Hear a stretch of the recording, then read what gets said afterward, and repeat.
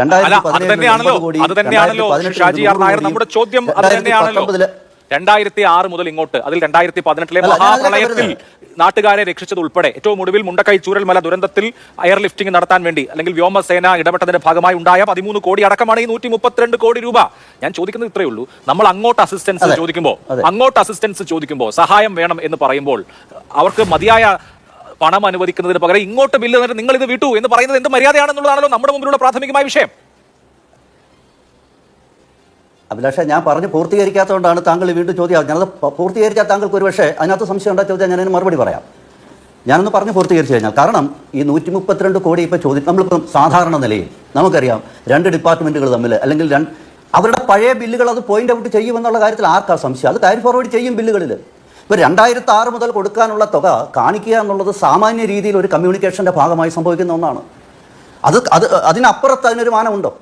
കാരണം 2006 മുതൽ കേരളം ഇത് കൊടുക്കാനുണ്ട് എന്നുള്ളത് സംസ്ഥാന ഗവൺമെന്റ് അംഗീകരിച്ചിട്ടുണ്ട്, ഗവൺമെന്റ് ഓർമ്മിപ്പിച്ചിട്ടുണ്ട്, അല്ലെങ്കിൽ എയർലിഫ്റ്റിംഗിന്റെ ഭാഗമായിട്ട് ഇന്ന് വന്നിട്ടുള്ള കത്തിൽ ഓർമ്മിപ്പിച്ചിട്ടുണ്ട്. അതിനപ്പുറത്ത്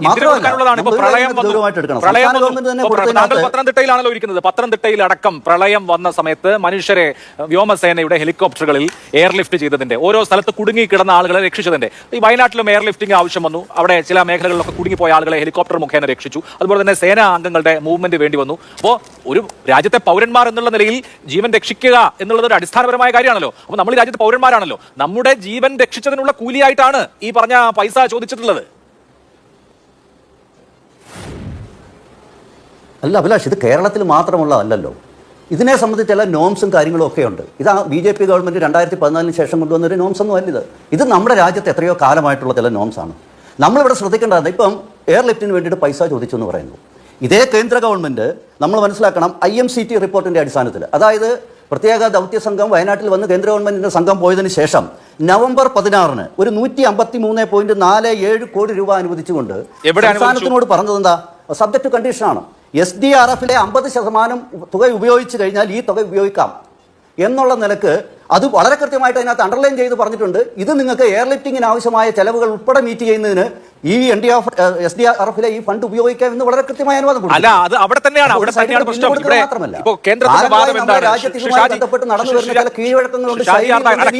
കേരളത്തിന് മാത്രമാണോ ബാധകം? മറ്റ് സംസ്ഥാനങ്ങളിലൊക്കെ എന്താണ് ചെയ്തത്? നമ്മുടെ തൊട്ടടുത്ത സംസ്ഥാനങ്ങളിൽ പോലും കേന്ദ്രം അനുവദിച്ച പണത്തിന്റെ അല്ലല്ല, ഞാൻ ഈ കണക്ക് പറയാം. ഇപ്പോ നമ്മൾ ആവശ്യപ്പെടുന്നത് ഒരു പ്രത്യേക അസിസ്റ്റൻസ്, സ്പെഷ്യൽ അസിസ്റ്റൻസ് ആണ്, അല്ലെങ്കിൽ NDRF-ൽ നിന്നുള്ള പണം അനുവദിക്കലാണ്. ഇവിടെ SDRF-ൽ പണം നീക്കി വെച്ചിട്ടുണ്ടല്ലോ എന്നാണ് കേന്ദ്രം പറയുന്നത്. SDRF-ലെ പണം നീക്കി വെക്കുന്നത് എന്താ? കേന്ദ്രത്തിന്റെ ഔദാര്യമാണോ? കേരളത്തിന് അല്ലെങ്കിൽ വയനാട്ടിൽ നൽകുന്ന പ്രത്യേക സഹായമാണോ? അല്ല.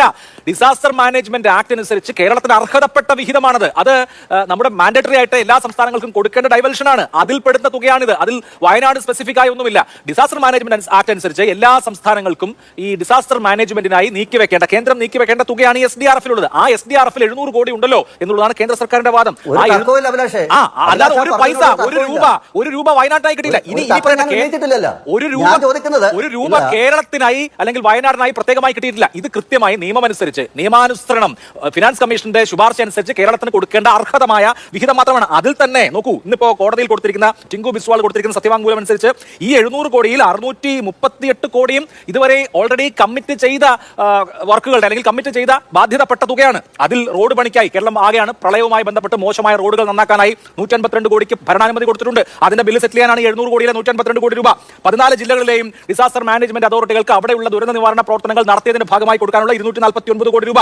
എയർ ലിഫ്റ്റിംഗ് ചാർജായി കേന്ദ്രം ചോദിച്ചിട്ടുള്ള 132 കോടി രൂപ. ഇതെല്ലാം കിഴിച്ചു കഴിഞ്ഞാൽ ആകെ 61 കോടി രൂപയാണ് ഈ പറഞ്ഞ SDRF-ലും ബാക്കി വരിക. ബാക്കിയെല്ലാം കമ്മിറ്റഡ് ആയിട്ടുള്ള തുകയാണ്, കമ്മിറ്റഡ് ആയിട്ടുള്ള ചെലവുകളാണ്. ഈ 61 കോടി വെച്ചിട്ട് എങ്ങനെയാണ് വയനാട്ടിൽ എന്തെങ്കിലും ചെയ്യുക സാർ? അല്ലല്ലോ, വയനാടിന്റെ റീബിൽഡിങ്ങിനായി, വയനാടിന്റെ യഥാർത്ഥ പുനരധിവാസത്തിന് വേണ്ടി സംസ്ഥാന ഗവൺമെന്റ് ഒരു ഡീറ്റെയിൽഡ് ആയിട്ടുള്ള റിപ്പോർട്ട് കൊടുത്തിട്ടുണ്ട്. നമുക്കറിയാം ആ റിപ്പോർട്ട് എന്താണ് കൊടുത്തത്? PDNA റിപ്പോർട്ട് എന്നാണ് കൊടുത്തത്. ആ PDNA റിപ്പോർട്ട് സംസ്ഥാന ഗവൺമെന്റ് കൊടുത്തത് വയനാട് തെരഞ്ഞെടുപ്പിന്റെ അന്നാണ്. എത്ര നാളായി സാർ? അതിൽ പണം അനുവദിക്കില്ല. എന്നാണ് മാൻഡേറ്ററി SDRF-ലെ ഫണ്ട് വയനാടിന്റെ പ്രാഥമികമായ വയനാട് ദുരന്തം ഉണ്ടാകുന്ന ദിവസം ഉൾപ്പെടെയുള്ള കാര്യത്തിൽ 31/7/2024 അതേപോലെ തന്നെ 1/10/2024 അതേപോലെ തന്നെ 16 നവംബറിലും നവംബർ 16-ാം തീയതി ഈ 3 തീയതികളിലായി ആകെ കൊടുത്തിരിക്കുന്ന തുക എന്ന് പറഞ്ഞ 450 കോടി കിടക്കുന്നത്. ഞാൻ പറഞ്ഞില്ലേ അതെല്ലാം കൂട്ടിയാണ് ഈ 700 കോടി. പണം ഉപയോഗിച്ചുകൊണ്ട് ഈ പണം ഉപയോഗിക്കാമെന്നും പറയുന്നു. അത് SDRF-ലെ കേരളത്തിന്റെ വിഹിതമാണ്. ഈ കൊടുത്തു എന്ന് പറയുന്നത് കേരളത്തിന് ന്യായമായി കിട്ടേണ്ട, കേരളത്തിന് ഫിനാൻസ് കമ്മീഷൻ ശുപാർശ അനുസരിച്ച് ന്യായമായ അർഹമായ വിഹിതം എന്നുള്ള നിലയിൽ കേരളത്തിന് കിട്ടേണ്ട പണമാണ്. അല്ലാതെ 1 രൂപ പോലും അധികമായിട്ടില്ല, 1 കോടി രൂപ പോലും 1 രൂപ പോലും സ്പെഷ്യൽ അസിസ്റ്റൻസ് ആയില്ല. വയനാട് സംഭവത്തിന് വേണ്ടി സഹകരണത്തിനുള്ള അല്ല, അത് കേരളത്തിൽ മുഴുവൻ ചെലവഴിക്കാനുള്ളതാണ്. അതിന്റെ കണക്കല്ലേ ഞാൻ പറയുന്നത്. ഈ പറഞ്ഞ 700 കോടിയിൽ 638 കോടിയും ഓൾറെഡി കമ്മിറ്റഡ് ആയിട്ടുള്ള, നേരത്തെ ഭരണാനുമതി കൊടുത്ത പദ്ധതികൾ പൂർത്തീകരിക്കാനുള്ള, അതായത് ബില്ല് വരുമ്പോൾ ആ ബില്ല് മാറി കൊടുക്കേണ്ട തുകയാണ് തുക. അല്ലാതെ ഇവിടെ ഉപയോഗിക്കാൻ പറ്റില്ല. ഇവിടെ ഉപയോഗിക്കാൻ പറ്റുന്നതായ ഇത് കോടതിയിൽ കൊടുത്ത അഫിഡവിറ്റ് ആണ് സാർ. അഭിലാഷ്, മനസ്സിലായി. ഈ കണക്ക് എന്താ സംസ്ഥാന ഗവൺമെന്റ് കൊടുക്കുന്നത്? എന്തായിരുന്നു കോടതിയിൽ ആദ്യത്തെ പ്രശ്നം? സംസ്ഥാന ഗവൺമെന്റ് സമയത്ത് ഈ കണക്കുകൾ കൊടുത്തിട്ടില്ല. കേരളത്തിലെ SDRF ഫണ്ടിൽ കേന്ദ്ര ഗവൺമെന്റിനെയോ കേരളത്തിലെ ജനങ്ങളെയോ പറഞ്ഞു ബോധ്യപ്പെടുത്താൻ സാധിക്കും. ഓഗസ്റ്റ് മാസം 17-ാം തീയതി കോടതിയിൽ പോലും പുറത്തു വരുന്നത്. ജൂലൈ മാസം 29-ാം തീയതിയാണ് ദുരന്തമുണ്ടാവുന്നത്. 3 ആഴ്ച പൂർത്തീകരിക്കുന്നതിന് മുൻപ് ഓഗസ്റ്റ് മാസം 17-ാം തീയതി മെമ്മോറാണ്ടം നൽകി. അത് ദുരന്ത നിവാരണ അതോറിറ്റി ആ കാര്യവുമായി ബന്ധപ്പെട്ട് എല്ലാ മാനദണ്ഡങ്ങളും പാലിച്ചുള്ള നിവേദനം മെമ്മോറാണ്ടം ഓഗസ്റ്റ് മാസം 17-ന് നൽകി. അതിൽ കൂടുതൽ നേരത്തെ എങ്ങനെയാണ് കൊടുക്കാൻ കഴിയുക? പിന്നെ PDNA ആണെങ്കിൽ ആ സമയത്ത് PDNA നിർബന്ധമാക്കിയിട്ടില്ല. PDNA സമീപകാലത്താണ് നിർബന്ധമാക്കിയിരിക്കുന്നത്. അതും കേന്ദ്ര സംഘത്തിന്റെ വിസിറ്റ് കഴിഞ്ഞ് 90 ദിവസത്തിനുള്ളിൽ PDNA കൊടുക്കണമെന്നാണ്. ആ കാലാവധി പൂർത്തീകരിച്ച് നവംബർ മാസത്തിൽ post disaster need analysis PDNA അതും കേരളം കൊടുത്തിട്ടുണ്ട്. ഇപ്പോ ഏതെങ്കിലും കാര്യം അവിടെ കൊടുക്കാത്തത് കൊണ്ടാണ് ഇങ്ങോട്ട് തരാത്തത് എന്ന് പറയാൻ ഒരു കാര്യവുമില്ല. അതായത് മെമ്മോറാണ്ടം കൊടുത്തു ഓഗസ്റ്റ് മാസം 17-ാം തീയതി, PDNA കൊടുത്തു കഴിഞ്ഞ നവംബർ മാസത്തിൽ. അപ്പോ ഇനി ഏതെങ്കിലും ഒരു കാര്യം അങ്ങോട്ട് കൊടുക്കാത്തത് കൊണ്ട് ഇങ്ങോട്ടൊന്നും തരാനില്ല എന്ന് പറയാനില്ല സാർ. അഭിലാഷ്, ഒരു കാര്യം ഞാൻ സൂചിപ്പിക്കാം. ജൂലൈ 30-ാം തീയതിയാണല്ലോ ഈ വലിയ ദുരന്തം ഉണ്ടാവുന്നത്. 31-ാം തീയതിയാണ് സാർ 145 കോടി രൂപ വെരി നെക്സ്റ്റ് ഡേ കൊടുത്തിട്ടുണ്ട്. SDRF-ലേക്ക് കൊടുത്തതാണ്.